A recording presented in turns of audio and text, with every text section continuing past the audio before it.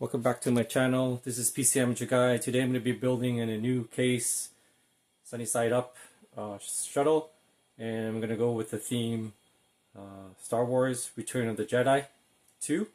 And I was just thinking if we are going to, if Barron Trump was ever to get into politics and go against his dad, Donald Trump, what that would look like. I actually have a clip of that interaction, and I'm going to play it for you right now. Watch. Training. With our combined strength, we can end this destructive conflict and bring order to the galaxy. I'll never join you! If you only knew the power of the dark side. Obi-Wan never told you what happened to your father. He told me enough. He told me you killed him. No. I am your father.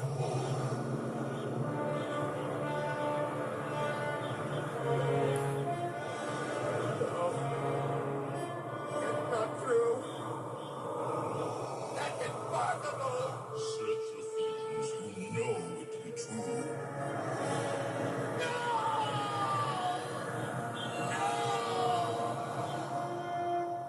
Luke, you can destroy the Emperor. He has foreseen this. It is your destiny. Join me. Together, we can rule the galaxy as father and son.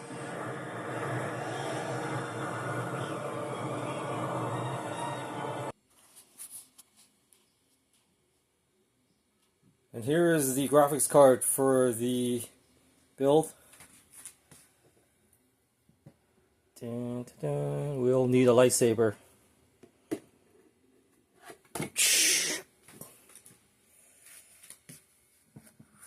Here it is. So this is going to be a fun build. This is a lightsaber, and yeah, let's get into it.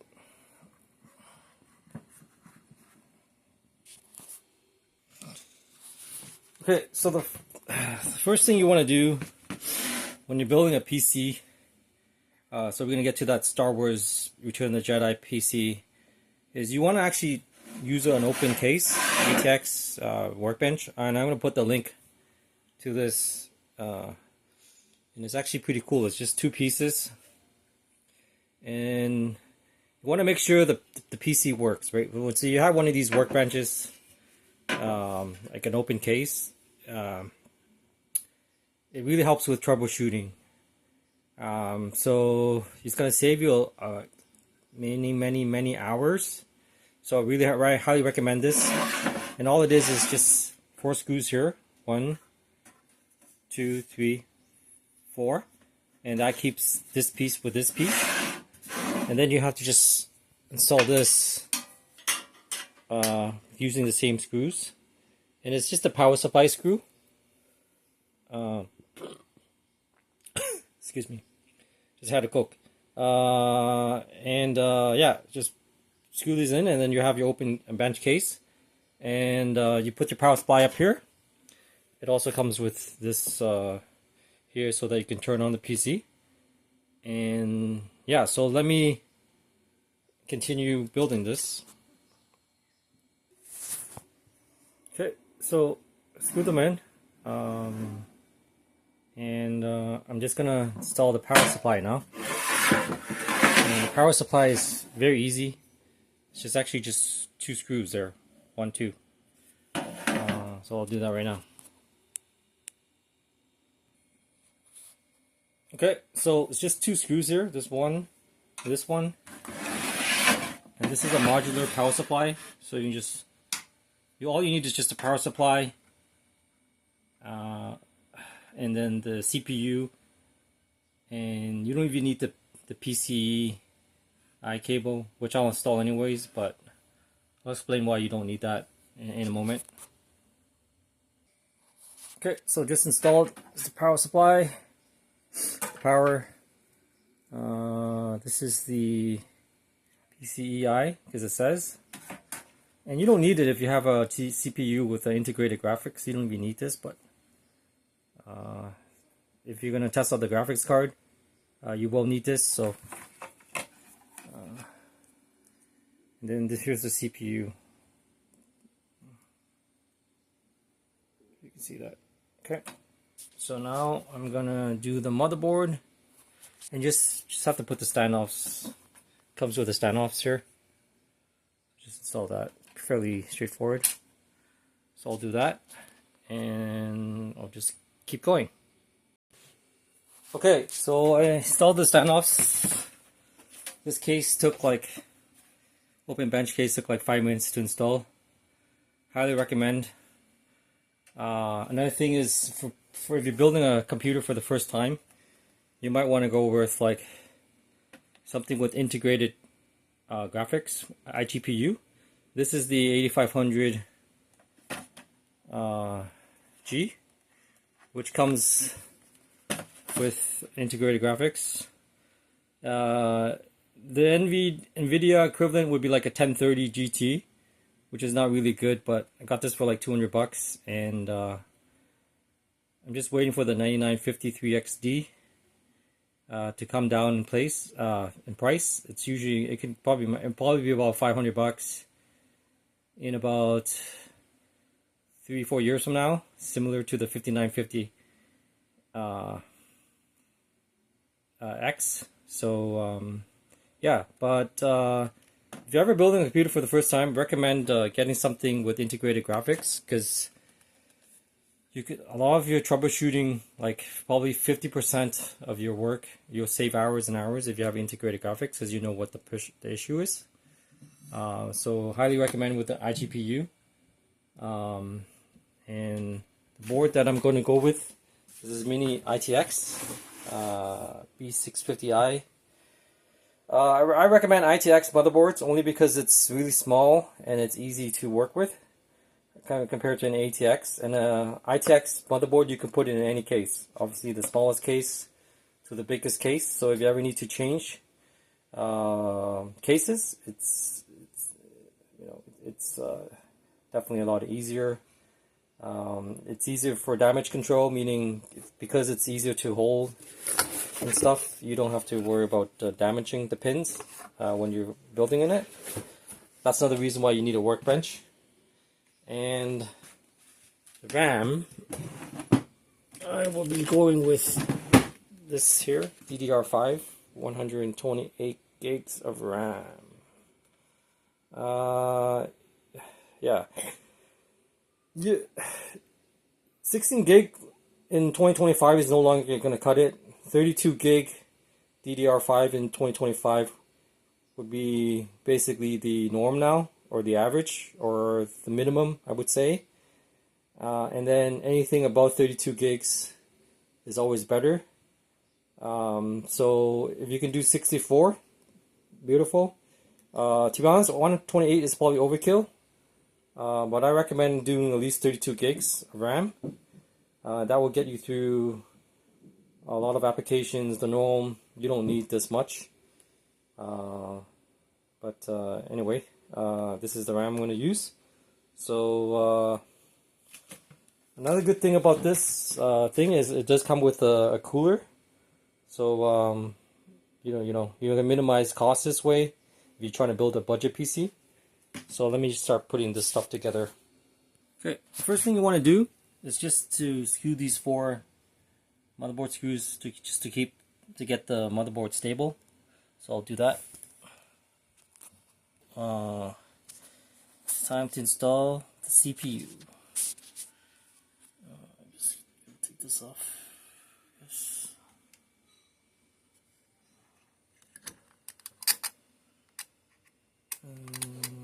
Lift this up.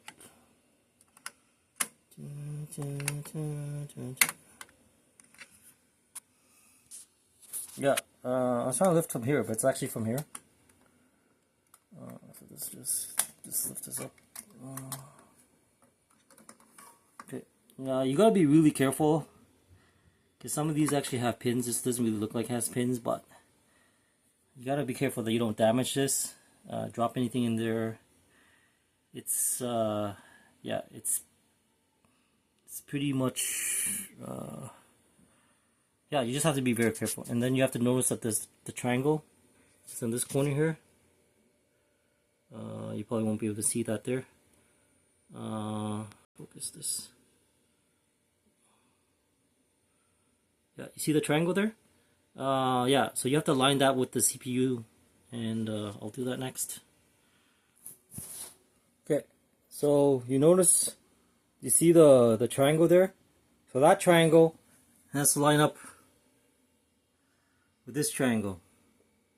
Okay, so basically this CPU just has to go on top of this. That's basically it. So I'll do that right now. If you take a look at this AM5, actually there's no actual pins anymore. I don't think there's actually physical pins per se. So that's pretty good for damage control, meaning you can't really bend these pins because there isn't any. So anyway, some of the older CPUs obviously have pins, but you gotta be careful, right? So anyway, so I'm just gonna turn this around. It's kind of hard to do this with one hand. Whatever. Right, just gonna place this right in there to match up. Just be gentle. Oops, I just dropped it. Okay, whatever. Alright. And there you have it. Let me just zoom in a bit. It goes right in, and sometimes you just might just give it a little snug so it's not moving.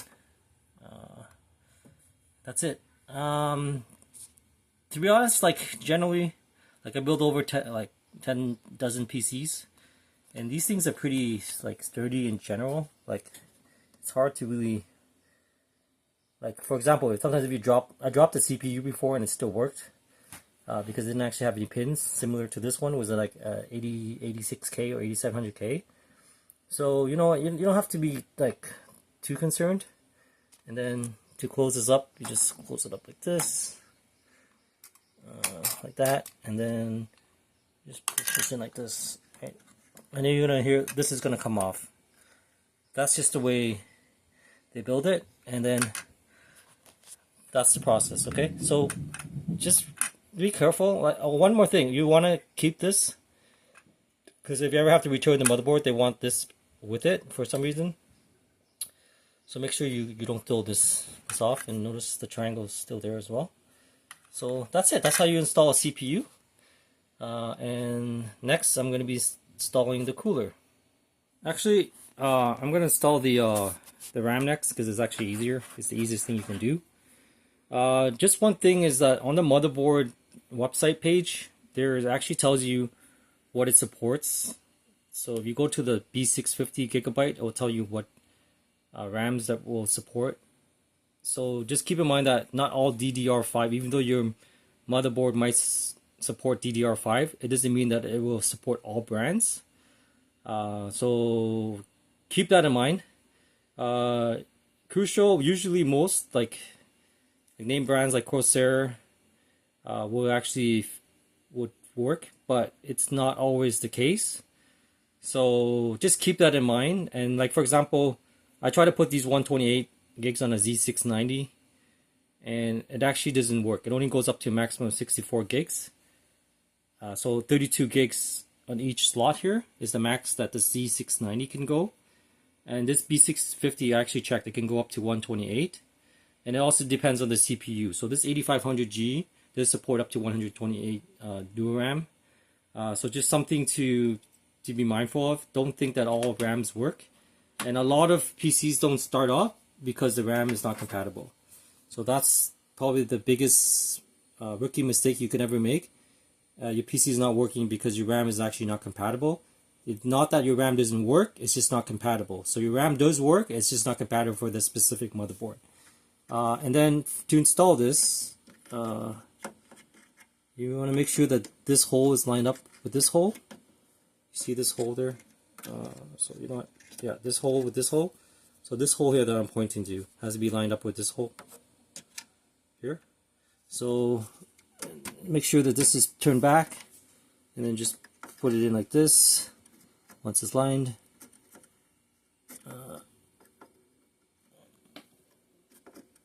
And then just want to make sure it's lined. Then the good thing of rule of thumb is just to push it from this corner and this corner. And you're going to hear that snap like that. And you want to do the same thing with the other one. And then you notice that you see, let me zoom in a little bit. The logo there, Kusho, then you know exactly that this has to be put in the same way, like that, not like this, obviously, because then that means that this hole won't be lined up properly here. So let me do that.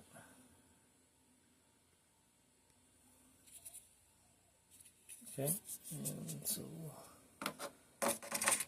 just line it up. Be careful, you don't need to use force. Just make sure it's in the actual motherboard, because you can break it, you know, if you haven't, the hole not lined up and you're pushing it in. So once that's in, then just one corner here, there you hit that snap, and then this corner here. Oops.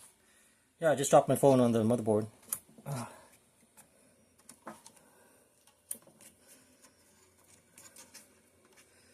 It's in. That's it.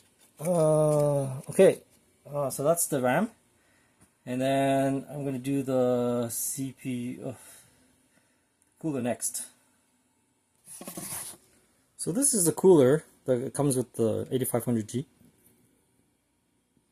I don't recommend this stuff, but for beginners, the paste is already there. And yeah, so shouldn't be that complicated. You just need to screw these 4 screws in and plug in the CPU fan, and you're done. And you don't have to worry about the paste because it's already on there. It's already pre-applied. Just make sure sometimes there's a plastic there. You may want to take that off. But this one didn't come with. And oftentimes you're gonna have to remove this bracket. A lot of coolers will ask you to remove this, so it's just use a Phillips screwdriver. That's 99% of the work on a PC desktop. It's just a Phillips screwdriver is all you need. Get a magnetic one because it really helps. Sometimes you have to get the screw out in tight places. So just do it like that. Pull this out. And this is probably the easiest cooler I remember going to install. So that's cool. Right now I just want to make sure it works. Just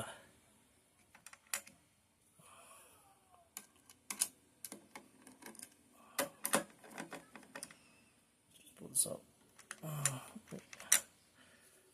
Okay, see, trying to do this with one hand is not easy, but and make sure you keep this bracket because some coolers require this bracket, and if you don't have it, so don't throw this out. Just put it in the motherboard box. And then this will just go in. That just make sure if you eyeball it, you'll see that the 4 screws will just line up. So just place it down, just like that. Oh, beautiful. And then just screw like 50% here, 50% here, then 50% here, then 50% here. And then you could do like 75% here, 75% here, 75% here, 75% here, and then just finish it up that way. So let me screw this in. Okay, so screwed them on, and I just checked to make sure that it's in place, and yeah, it's pretty cool. I just want like, I don't know, it's making this weird squeaky sound, which is probably it's just probably the way the cooler is, but that kind of scares me, to be honest. And I built over a dozen computers, so I'm not gonna like tighten it anymore. I felt it, and it does feel like it's in. So better safe than sorry. It's not gonna fall off. So And just make sure you plug this into the CPU header and not the fan header 1 or 2, because your PC will not turn on if it recognizes that the CPU fan header is not connected. So make sure it goes into the CPU header. It's actually up here and it's gray. And the other ones, well, this actually comes with a heatsink and fan here too. I don't even know where the other fan headers are, to be honest, but you can just check the motherboard manual. It looks like it's underneath here. Well, this is the RGB. Yeah, that's one of the non benefits of a ITX motherboard.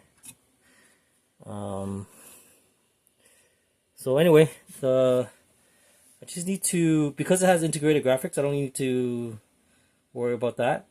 And now I just need to plug in the NVMe SSD, which I believe it's here with the 4 screws here.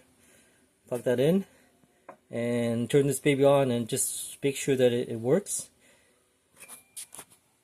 For NVMe, if you have another one that's already has Windows on it from another PC, it's good to pull it and just install it, so you don't have to worry about, you know, loading Windows. It saves a lot of time and hassle. So that's what I'm going to do. I'm going to pull an SSD from another PC that I built. But in terms of the power supply, this is kind of like a case, right? So I'm just going to plug in the motherboard. Just make sure it snaps on there. And then I just need the CPU. Just make sure it says CPU. If you try to put the PCI in there, it's not going to fit. But just for obvious reasons, it could damage your motherboard if you have the wrong cables plugged in. So that's why it doesn't fit, which is a good thing. But you don't want to force it in. So these things usually just fit really nicely. So I'm gonna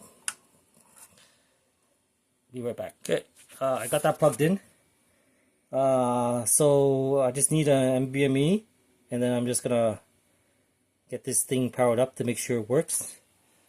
And I'm probably gonna conclude the video there, and you're gonna have to look up for part 2, where I'll just take these parts along with the Titan XP, and I'm gonna put that in the shuttle. So thanks for watching, you know, I really appreciate it. If you haven't subscribed, don't subscribe, because if you subscribe, it kind of makes me feel that you know, I have some viewership here, so I should make more of these you know, videos. And like if you like, and if you don't like, you don't like, and put a comment down. And by the way, the best way to figure out what's wrong with your PC, sometimes you have to isolate each item. So it could be the motherboard if it's not turning on, it could be the power supply, it could be the RAM, it could be basically any part of your body, so any part of the PC, and it just takes experience. But just one little tip is that if you have different parts that you can swap out, that's obviously the best way. Swap one thing at a time. And iGPU integrated graphics are a lifesaver. It will save you 50% of the time of building a PC. As you can see, I'm pretty much done. I just have to put an NVMe and plug in the power supply and turn this baby on. So let me do that, and I'll be right back. Okay, so took out this NVMe, and I'm gonna install this. To be honest with you, this is just a heat sink.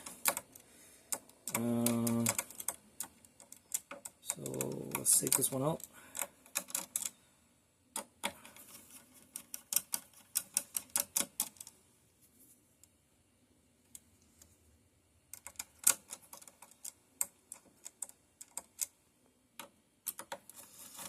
Sometimes maybe these things don't even come out, they just loosen up maybe. So, oh, actually they do come out. Alright, this one comes out. Alright. So make sure you put the screws next to each other. Don't want to mix this up, because sometimes they're different screws too.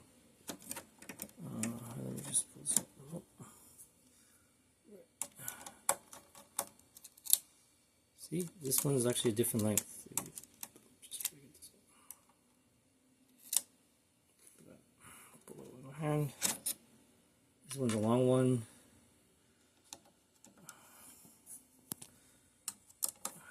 It's weird, like it's not consistent. You see, this is another long one.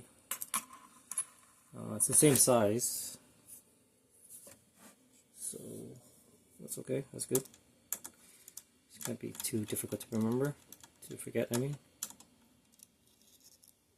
this is another one. So it's all 3 long screws and then 1 small. So small screw goes here. I'll just lift this up. This heat sink's pretty cool, actually. Ooh. Okay, so this has a heat sink and this has a clip, so there's no screw. And this is the heat sink. I don't know what this is, kind of like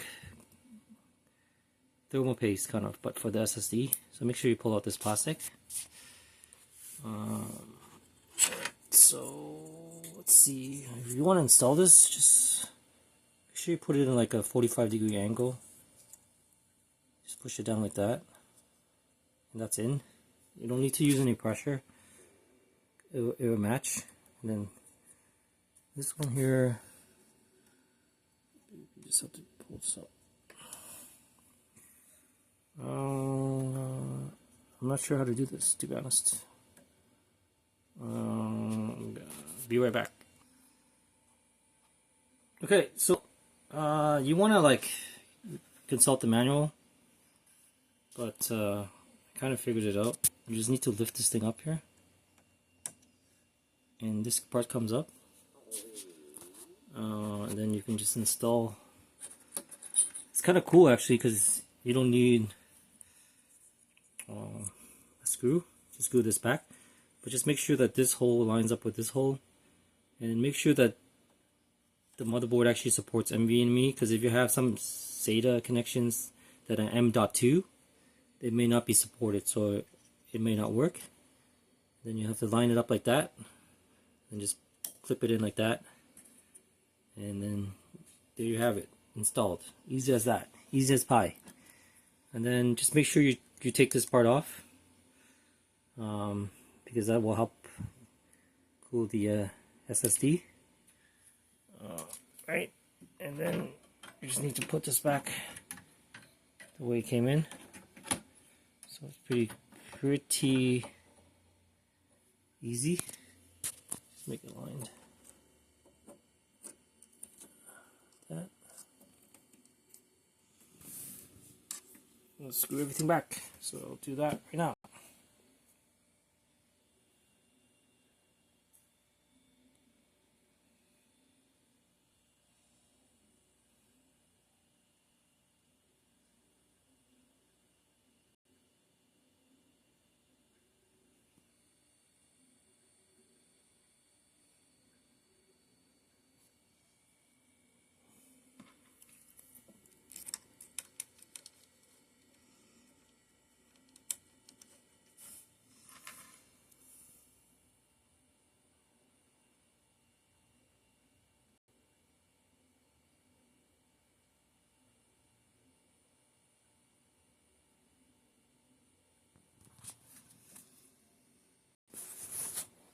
Okay, so I got the screws back in, and then just make sure you check your motherboard. And this is the power. It says power on there, so it's the power switch. So just plug these two in. Goes in like that, and let's power this baby on. See if it gives me a picture or not. Okay, so plugged it in. Power cable. Let me just zoom in a bit. Just make sure that, do you see how this is 0? That means the power supply is actually, there's no power. So make sure you flip the power switch on. Otherwise the power supply will not have any power, and obviously that's not going to work. And then the HDMI cable, which I have here,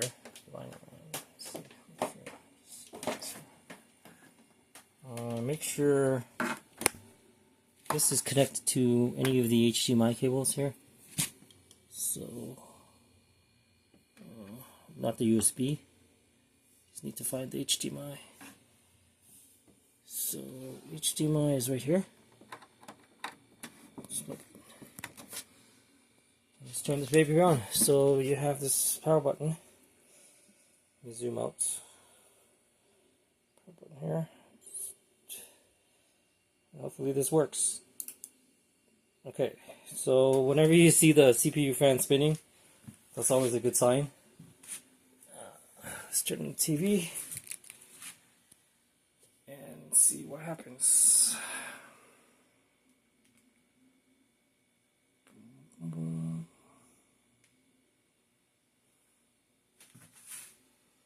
Just make sure you put the right HDMI as well. Right.